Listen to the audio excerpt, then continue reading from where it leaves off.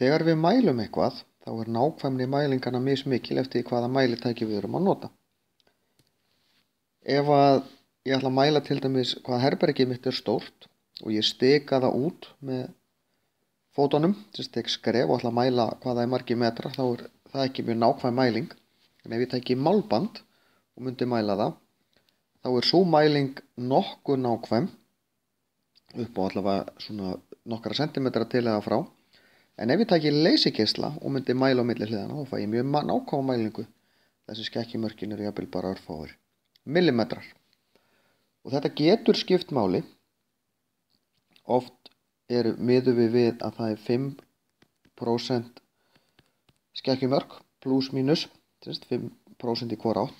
Þannig að þegar við erum með stóra tölur getur þetta alveg verið svolítið, en þegar við erum með litlar tölur þá þetta náttúrulega mjög lítið. En aftur þetta fer eftir mælitækinu sem við notum.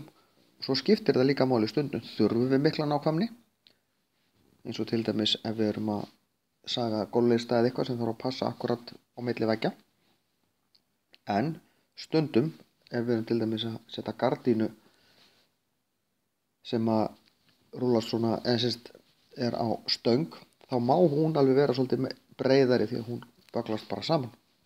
Þannig að þetta rosalega misjafnt hvað við þurfum nákvæmar mælingar.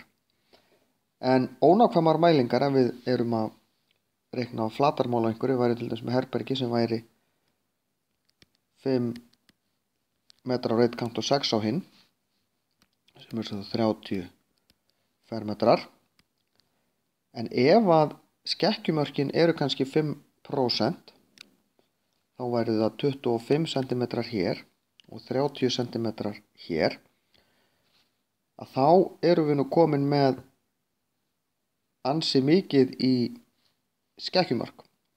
Það að segja, ef að þetta eru pluss mínus hérna, þá þurfum við að gera ráð fyrir 5,75 hér upp í, ekki 5 heldur 4, upp í 5,25 og hérna 6, 5, ekki 30, rugla, 70 upp í 6,30 og því séu að það ansi mikill munur að margfalda saman 4,75 sinnum 5,70 eða 5,25 upp í sinnum 6,30. Við skulum bara prófa hvað kemur út. Þegar við sláum inn 4,75 sinnum 5,70, þá fæ ég eiginlega nokkurn veginn 27 fermetra. En ef ég slæ inn efri mörkin, það að segja 5,25 sinnum 6,30, þá fæ ég það til 33 fermetra. Og þið sjáu það 6 fermetra skekkja á bara litlu herbergi frá því við neðri mörk skekkjumarkan og upp í efri mörkin.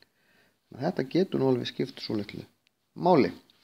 En oft erum við með minni skekkju heldur en 5%.